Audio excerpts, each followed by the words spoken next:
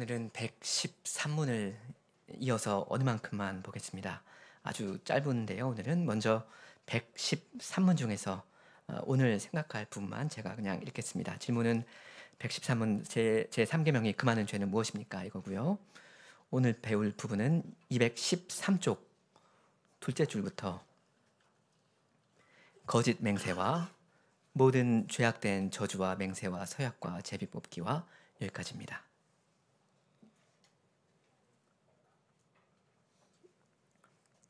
먼저 거짓 맹세인데요. 요거는 위증 혹은 거짓 증언 이렇게 이해하셔도 좋겠습니다. 이건 주로 어떤 공식적인 상황에서 증인으로서 선서 혹은 맹세를 하고 증언을 하는 그런 경우를 주로 이야기하고 있는 겁니다. 먼저 맹세에 대해서 한 가지를 좀 말씀을 드리면요. 어떤 교회들은 그 맹세 그 자체를 죄악시 하기도 합니다. 그건 안 된다 합니다. 예를 들면 제세례파 교회 이런 데가 그렇게 하다고 하네요. 왜 그럴까요? 뭐 간단히만 말씀드리면 이건 한편으로는 이 맹세에 대한 이 성경의 종합적인 가르침을 오해해서 뭐 그런 거고요. 그냥 해석의 오류라는 겁니다. 다른 한편으로는 이분들이 이 세상을 바라보고 있는 이 시각 자체가 잘못되어 있어서 이렇게 된 겁니다. 그러니까 그 성경도 잘못 보고 있지만 이 세상도 이 제세례파 이런 분들이 잘못 왜곡해서 보고 있다 이 이야기입니다. 만일 이 세상이 지상낙원이었다면 맞습니다. 맹세라는 건 필요가 없을 겁니다. 모든 사람이 다 진실만을 말하는데 못하러 입 아프게 맹세를 해요. 근데 이 세상이 지상낙원입니까? 일단 아니거든요. 사람들이 실제로 밥 먹듯이 거짓말을 합니다. 뉴스를 보면 맨 진실 공방입니다. 눈 하나 깜짝 안 하고 거짓말을 합니다. 안 했는데 했답니다. 했는데 안 했답니다. 그러니까 우리가 살고 있는 이 현실 세계에서 맹세라는 건 때때로 필요한 것이 되어버렸습니다. 어떤 중대한 사안이 있을 때 증인에게 당신 진실만을 말하시오 라고 더 강하게 압박하려고 맹세라는 걸 요구할 수가 있습니다. 맹세라는 게 실제로 필요하고 아주 유익하게 사용되기도 합니다. 그러니까 이렇게 성경이 맹세를 하도록 한다는 거, 이건 성경이 매우 현실적이라는 거를 보여주는 겁니다. 그러니까 이 책은 어떤 이상주의와는 거리가 굉장히 멉니다. 이 세상이 지상낙원이라고 절대 착각하지 않습니다. 사람들이 다 죄인이라는 걸 깜박하지 않고요. 그래서 그 사실을 감안하고서 어떤 것들을 이야기하는 겁니다. 어떤 맹세 같은 규례를 성경이 내립니다. 다른 예를 몇 가지 들면요. 성경은 정부에 칼을 맡기기도 하고요. 어떤 경우에는 이혼이라는 걸 허락하기도 하고요. 혹은 아주 매정하게 추교를 명하기도 합니다. 추교당한 사람과는 사귀지도 말고 그런 자와는 함께 먹지도 말라고 하시잖아요. 고린도전서 5장 11절이요. 일단 오해는 없으시면 좋겠습니다. 사회에 맹세가 필요하다는 게 좋은 일이라는 말은 아닙니다. 맹세라는 장치가 절실하게 필요하다는 건 이 사안은 너무나 중요하니까 당신 꼭 맹세하고 발언하시오. 이렇게 해야 한다는 건 굉장히 씁쓸한 현실 아닙니까? 다른 예로 사형제도가 있다는 거, 정부에 칼을 줬거든요. 사형제도가 있다는 게 참 아름답다 라는 말이 아닙니다. 뭐가 아름답습니까? 얼마나 이게 끔찍한 건데. 이혼은 또 어떻습니까? 너무나도 비극적이잖아요. 근데 성경이 이걸 명시적으로 허락하는 때가 있단 말입니다. 출교는 어떻습니까? 우리 이렇게 같이 한 식구로 이렇게 살고 있는데 이 중에 어느 날 누구를 출교해야 하는 일이 있을 때 그 뭐 생각만 해도 밥이 안 넘어가지 않습니까? 너무나 민망해가지고 생각 자체를 하기가 싫단 말입니다. 유쾌한 일이 절대 아닙니다. 출교라는 건. 그런데요, 방금 말씀드린 거, 그 맹세의 필요성, 이 사형제도, 이혼 혹은 출교, 이런 것들이 한편으로는 너무나 꺼림직하고 끔찍하고 거북한 것이 맞는데요, 한편으로는 현실적으로는 우리에게 바로 필요한 것이기도 합니다. 우리의 현실이 그걸 요구하고요, 하나님께서 그렇게 하라고 하십니다. 어떤 현실을 제가 지금 이야기하는 겁니까? 죄를 이야기하는 거죠. 사람의 죄입니다. 우리의 죄입니다. 죄처럼 소름 끼치는 실체를 다루기 위해서는 때로는 소름 끼치는 도구가 필요하기도 합니다. 암덩어리가 있으면 몸에 칼을 대야 하잖아요. 몸에 칼을 대는 일, 유쾌한 일입니까? 좋은 일이 아닙니다. 물론 그렇게 소름 끼치는 도구의 절정은 예수 그리스도의 십자가라 할 건데요, 하여간 이런 두려운 사실을 우리가 가만히 생각할 때 우리가 좀 느끼는 것이 있으면 좋겠습니다. 아, 죄라는 게 얼마나 끔찍한 것인가 하면서 이 죄라는 걸, 이 죄와 정갈, 뱀과 정갈처럼 멀리 하셔야 하겠고요. 또 다른 한편으로는 죄라는 게 얼마나 리얼한 건가, 이 현실 세계에 완전히 침투해 있구나, 이걸 느끼시면서 그만큼 죄를 냉정하게, 거칠게 어떤 실효성 있는 대책을 가지고 다루시면 좋겠습니다. 특히 자기의 죄는 그렇게 하셔야 합니다. 형제 자매의 죄는 때로는 그 사랑으로 인내하고 기다려주는 것도 필요한 일이지 않습니까? 근데 본인의 죄를 보고도 인내하고 기다려준다? 그건 아니란 말입니다. 자기의 죄는 당장 결단을 내리고 즉시 이혼해야 하는 겁니다. 아닌 건 아닌 거잖아요. 오늘 오전 시간에도 잠깐 말씀드렸지만요, 여러분이 이건 어찌할 수 없는 내 현실이다, 이 죄 짓고 있는데 이 죄 안 지워버리면 나 큰일 난다, 나 망한다, 나 죽는다 하는 그 죄를 우리가 같이 버려야 합니다. 암이 있으면 어떻게 해야 됩니까? 눈 꽉 감고 이 악 물고 여기다 뭘 막대기를 어떻게 하든지 해서 이 칼로 이 암덩어리를 도려내야 하듯이 그렇게 하셔야 됩니다. 혹시 겨자씨만한 믿음이라도 그 믿음을 가지고서라도 회개를 하셔야 됩니다. 그러면 주께서 그걸 기쁘게 받아주시고 나머지를 책임져 주십니다. 산이라도 옮겨서 여러분을 환난에서 건져주시고요, 영생으로 인도해 주십니다. 회개가 없는 죄인은 그 성화의 길에서 한 발자국도 앞으로 나가지를 못합니다. 그냥 지금의 자기 있는 그 모습 그대로 계속 쭉 살아야 됩니다. 너무나 끔찍한 전망 아닙니까? 그냥 이대로 계속 살아야 된다는 거, 하나도 변화가 없다는 거. 그래서 차라리 그 겨자씨만한 작은 순종이라도 하자고 제가 말씀을 드린 겁니다.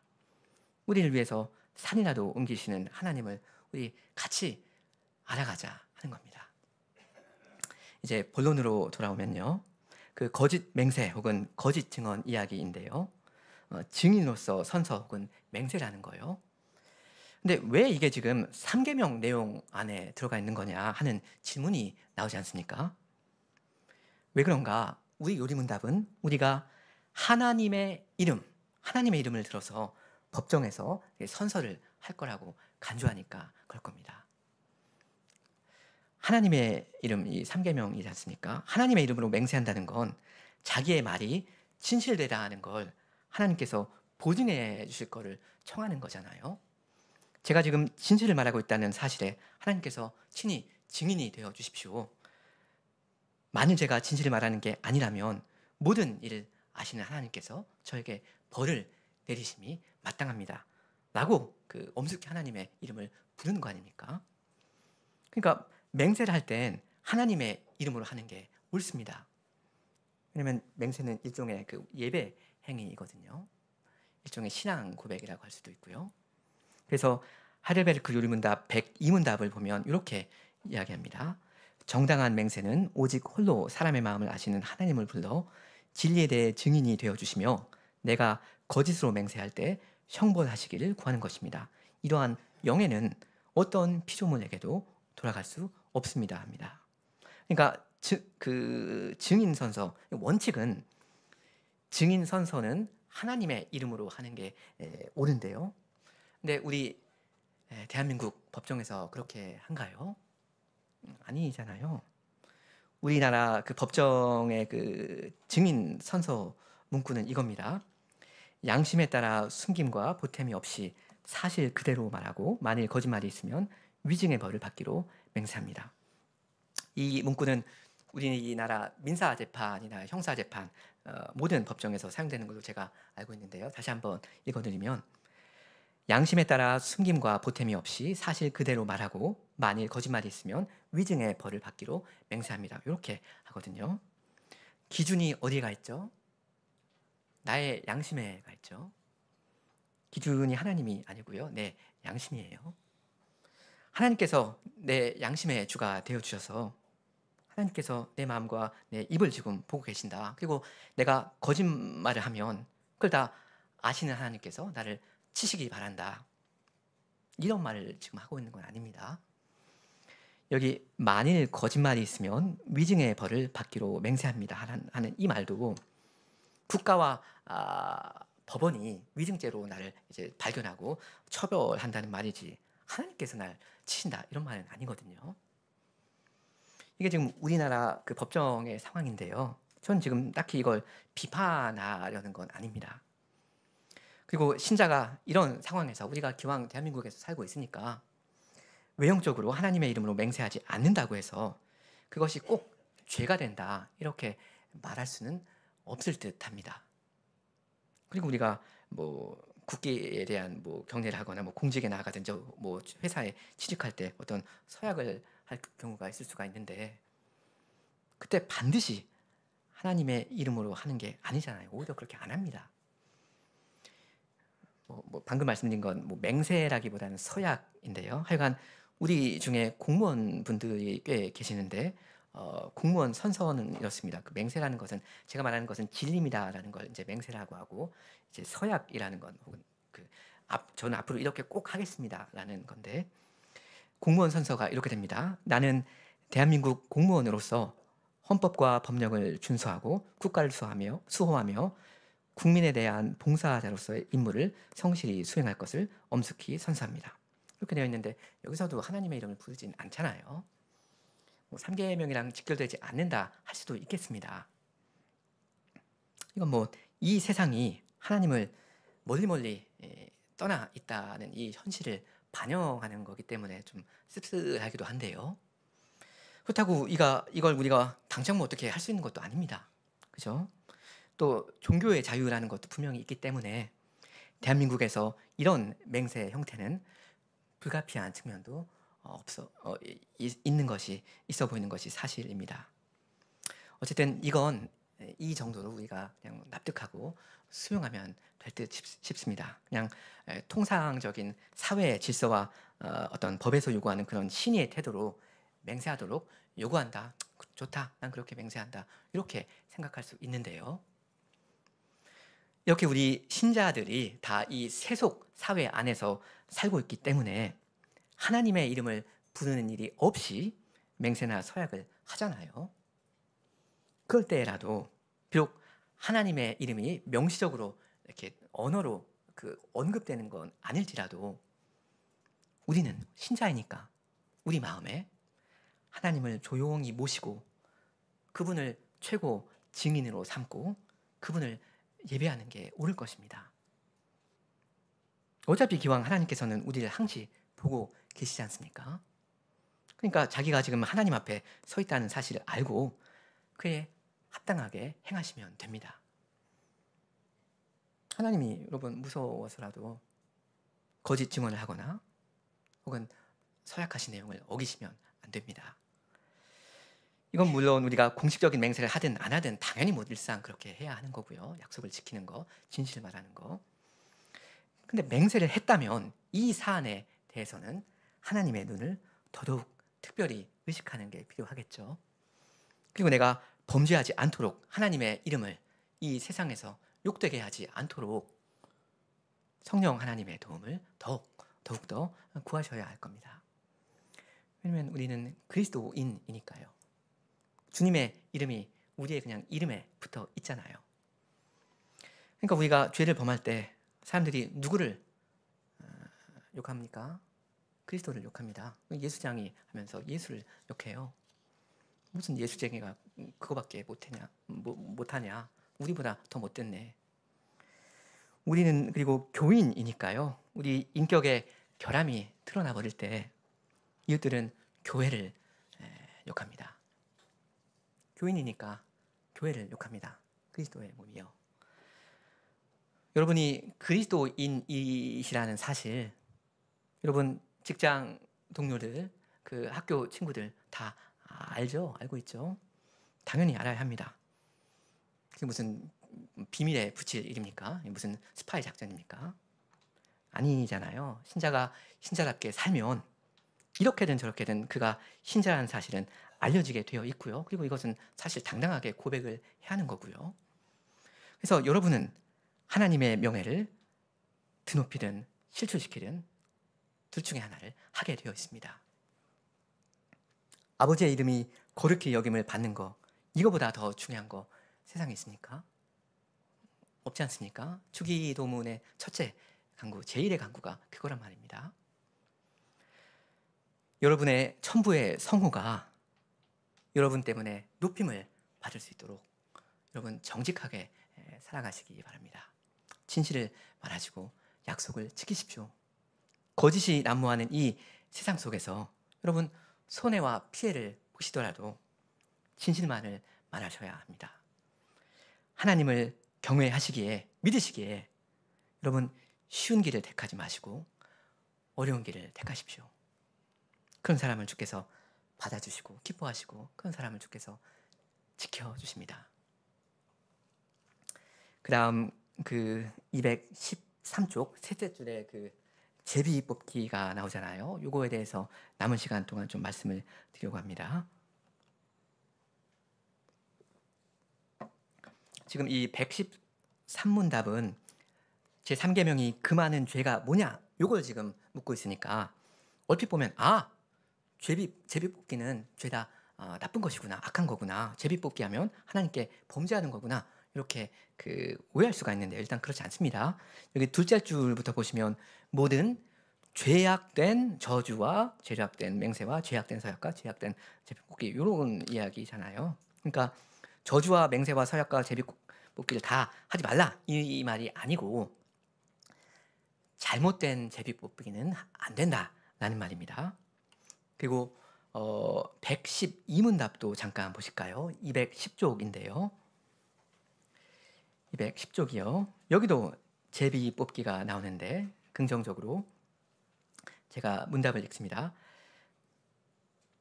3계명이 명하는 것은 하나님의 이름과 칭호와 속성과 규례와 말씀과 성례와 기도와 맹세와 서약과 그 다음 제비 뽑기와 행사와 무릇으로써 하나님께서 자기를 알리시는 모든 것.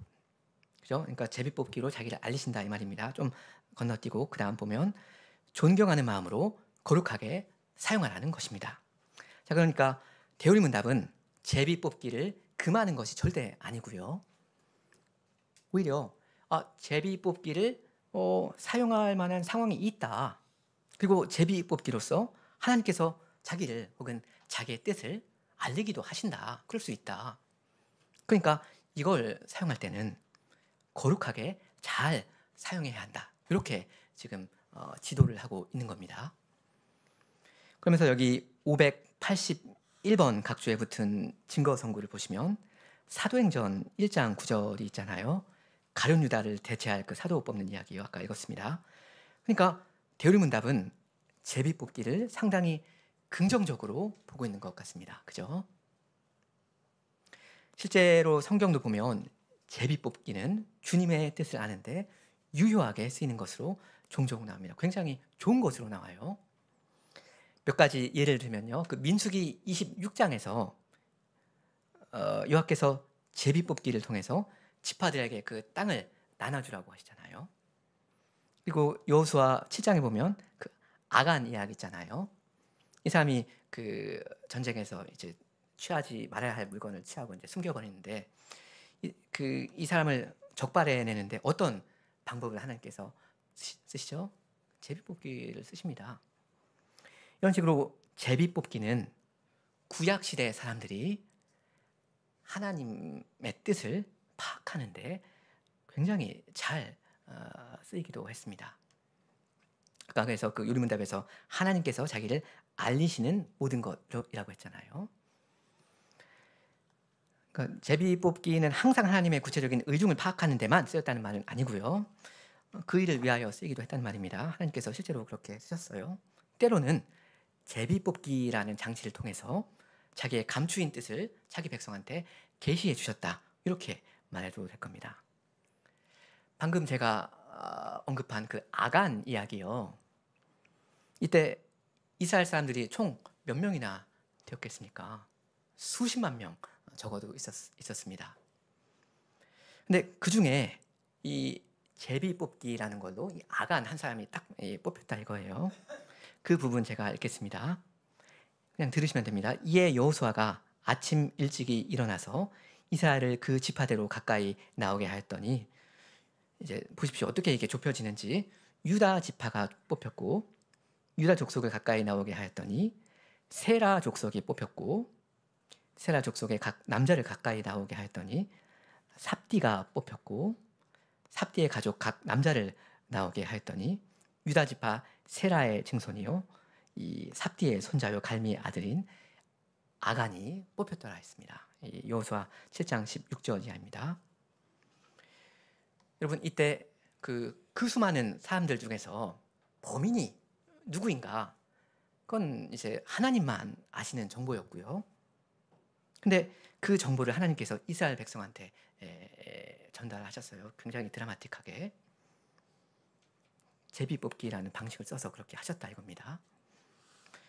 이거 이 불신자들이 흔히 생각하는 대로 그냥 어쩌다가 랜덤으로 했는데 기막힌 확률로 운 좋게 아간의 입장에서는 재수가 없게 뽑힌 게 아니잖아요. 누가 봐도 이건 이 제비 뽑는 이 과정에 하나님께서 굉장히 구체적으로 개입하신 겁니다. 말하자면 이건 초자연적인 사건이었단 말입니다. 하나님께서 개입하셔서 누가 그 전리품을 훔치고 감춘 그 놈인가 그걸 그 정보를 알려주신 거예요. 계시를 해주신 겁니다. 정말로요, 그죠? 이건 구약 시대였고요. 이제 신약 시대로 가봅니다. 사도행전 1장 같이 한번 보실까요?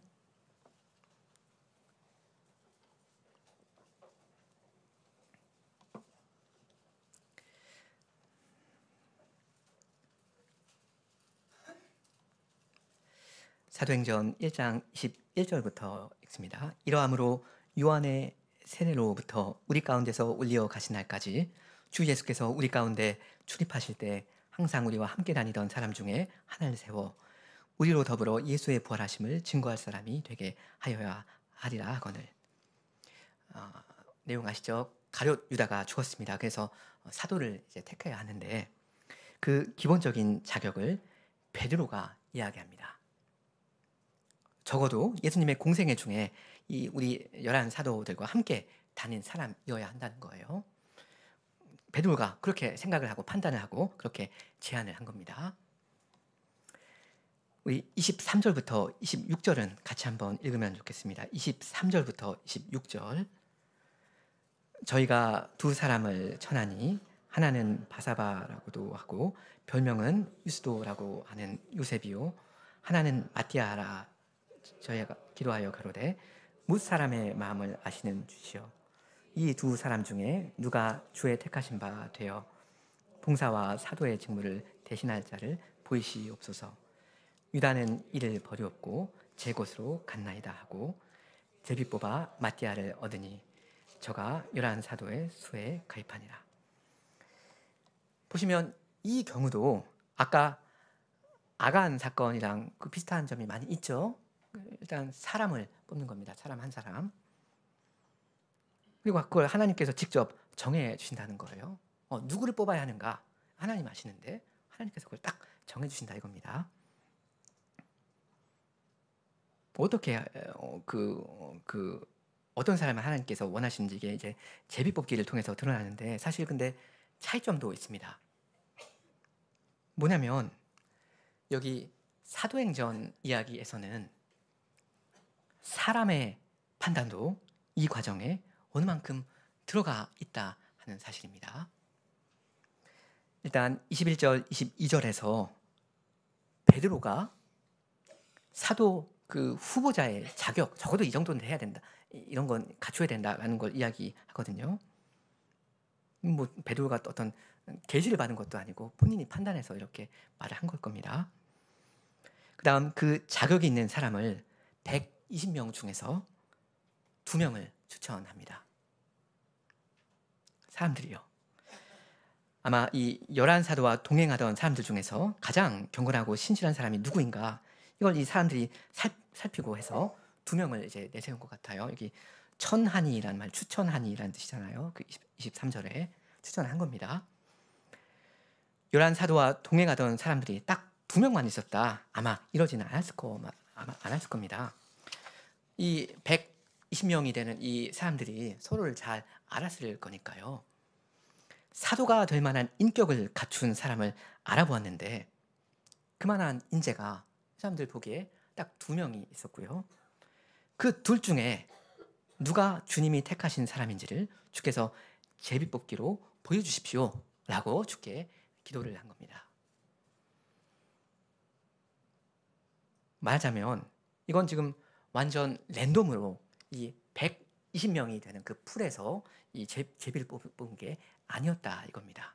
2명 중에서 뽑았어요. 그러니까 사도를 뽑는데 이 중대한 일에 인간들의 판단이 어느 만큼 작용을 하고 있다 이겁니다. 첫째는 베드로가 그 기본적인 자격을 제시했습니다. 아무나 그냥 사도가 될 수 있는 건 아니다. 적어도 주님 공생애를 같이 한 사람이어야 된다. 그렇지 않으면 곤란하다. 이렇게 베드로가 판단을 했고요. 정했고요. 그 다음 단계로는 거기 모인 성도들이 딱 2분의 후보자를 추천했습니다. 주께서 은혜 주시면 이 사람 바사바는 그 사도직을 감당할 수 있겠다. 그리고 이 마띠아도 적임자라 얼마든지 할 수 있겠다. 라고 이런 어떤 그 판단을 하고 합의를 한 게 있었던 겁니다.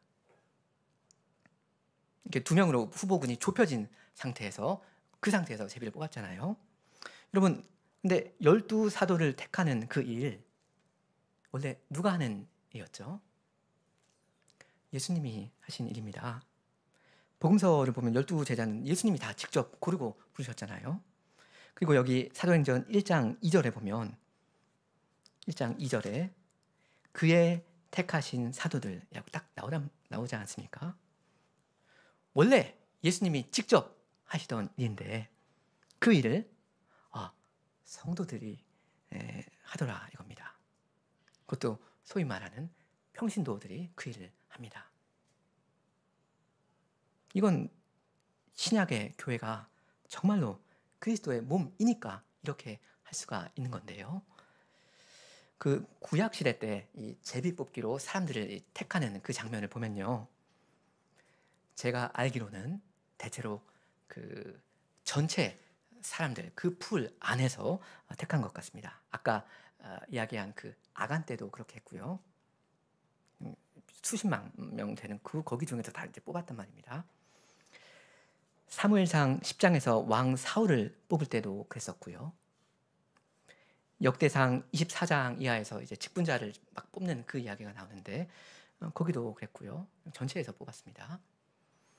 느헤미야 11장에서 그 예루살렘에 거할 사람들을 이렇게 10분의 1을 뽑는 일이 나오는데 거기서도 그랬습니다. 어떤 사람들의 판단이 그 제비 뽑기에 개입할 여지가 없었습니다. 근데 여기 사도행전 1장 신약 시대에 와 보니까 다르더라 이겁니다. 그러니까 우리가 생각하기에 이 상식적으로 제비 뽑기는, 그러니까 제비 뽑기야말로 말 그대로 어차피 다 전적으로 주께서 주권적으로 하시는 일이니까 그냥 전체 풀에서 모든 사람들 중에서 그냥 뽑게 하면 될 것 같은데 그렇게 안 합니다.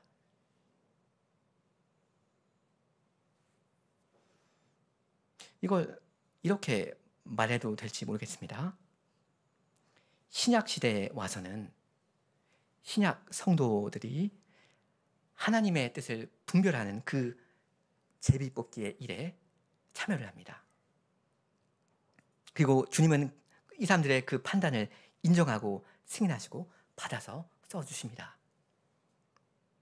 구약시대 때는 주께서 일방적으로 어떤 걸 딱 그냥 정해주셨다. 초자연적인 방법으로 그렇게 하셨다 할 수 있는데요. 직분자들 보면 주께서 직접 나타나셔서 뭐 꿈에서 나타나신 어떻게 하든 그렇게 직접 이렇게 뽑는단 말입니다. 사람들을. 근데 우리 신약시대 때는 이 오직 하나님의 주권에 속하는 일로 보이는 이 일에 교회가 참여하도록 하십니다. 물론 주권은 오직 주님께만 있는데 맞습니다.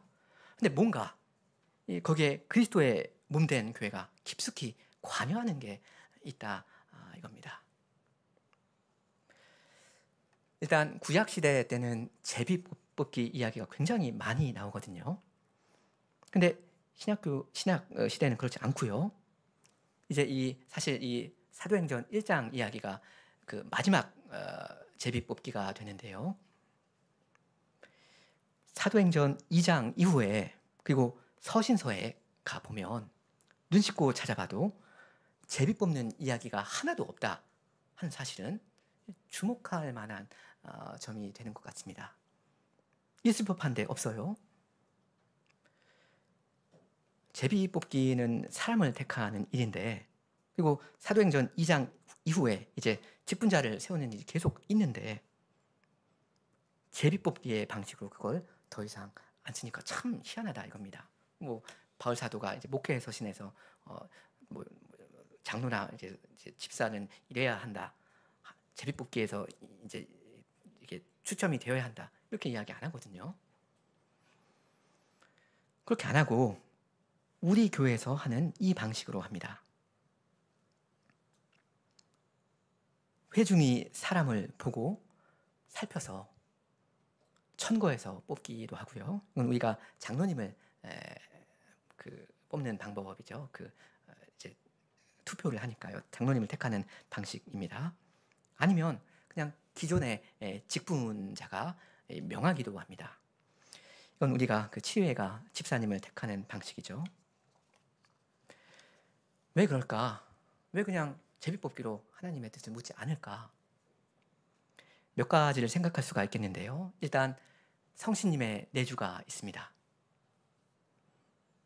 이 사도행전 1장 이 이야기는 일종의 과도기, 말 그대로 과도기라고 할 수 있는데요. 구약과 신약 시대 중간이요. 1장 직후에 여러분 어떤 사건이 나옵니까? 그 성신 강림이잖아요. 성신은 하나님이신데 이분이 각 신자한테 내려와 주시고 그 안에 거하십니다.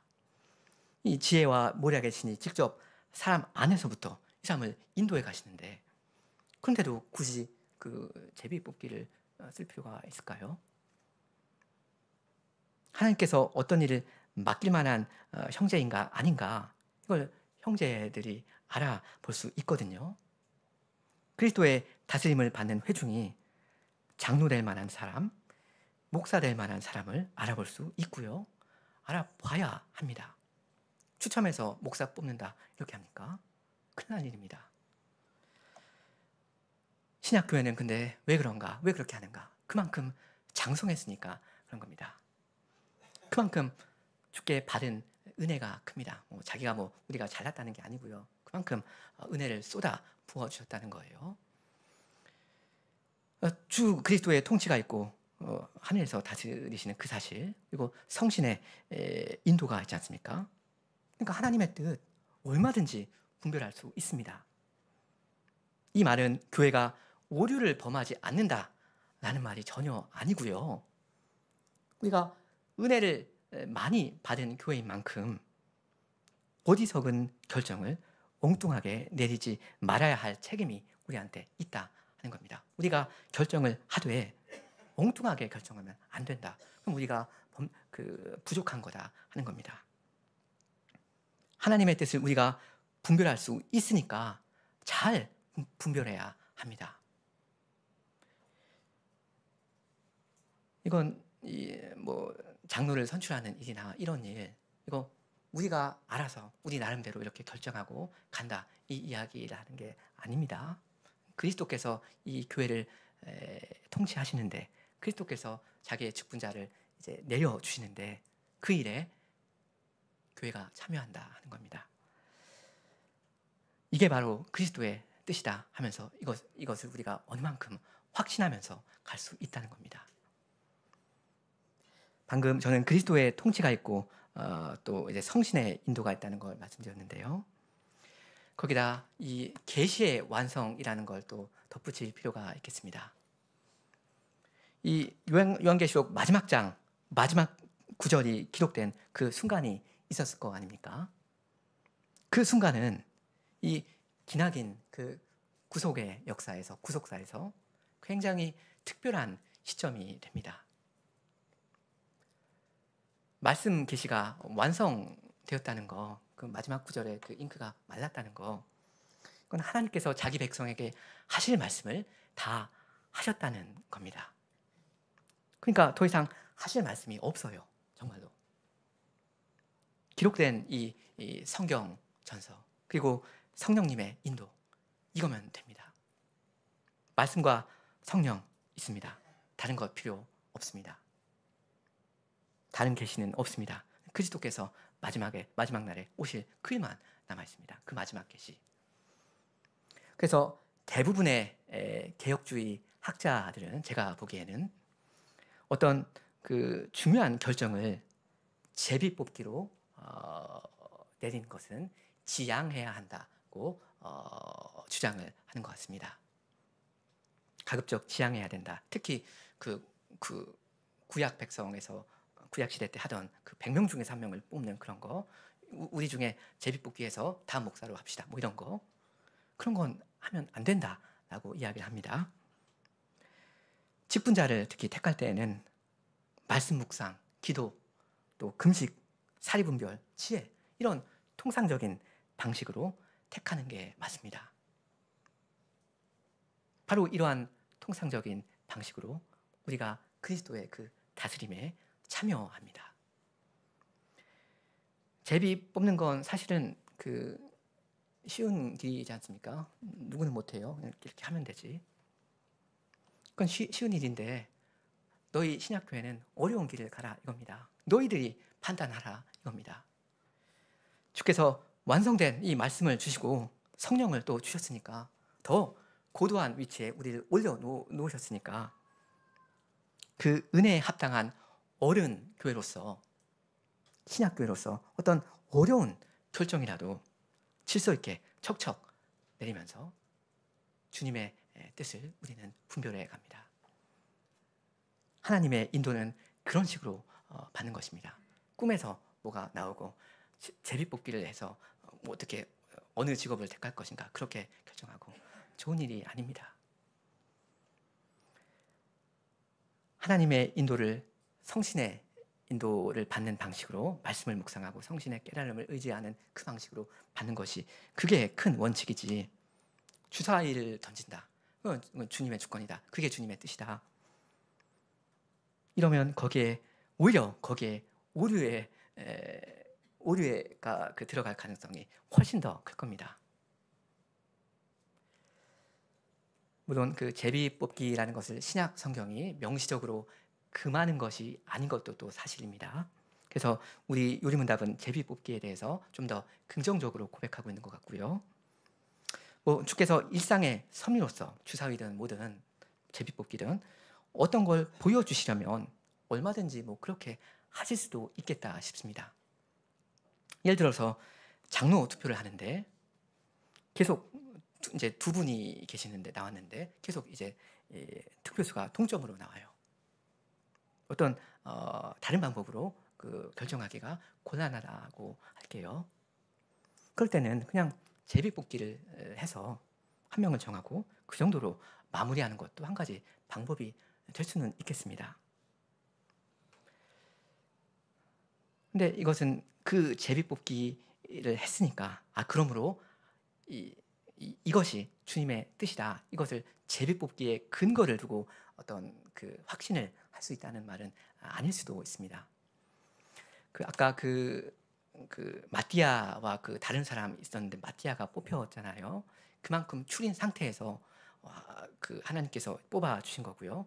우리가 이제 예를 들어서 20명 중에서 이제 회중 투표를 해서 2명이 되셨는데 그 중에 한 분이 제비뽑기로 되신다. 그러므로 이것이 하나님의 뜻이다. 하나님 보시기에 이 사람이 적임자이시고 이 사람은 적임자가 아니다. 이렇게 우리가 선뜻 쉽게 판단하기는 어려울 수도 있습니다.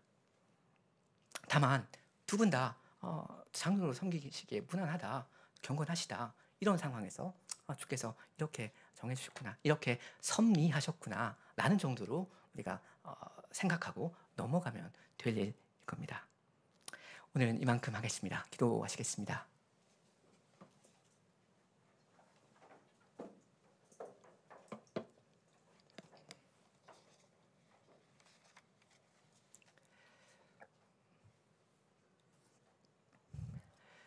주님, 어둠 가운데 태어나 어둠 가운데 살다가 어둠 가운데 망할 저희에게 예수 그리스도를 보내주시고 성신을 보내주시오니 감사합니다.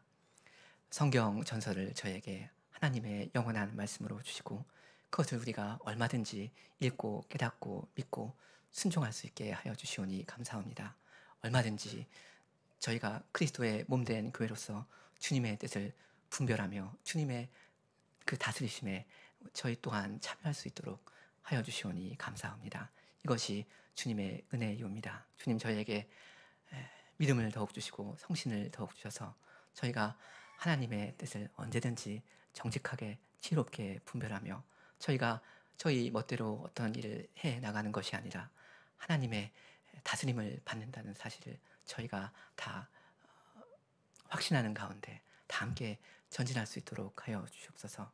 예수님의 이름으로 기도합니다. 아멘.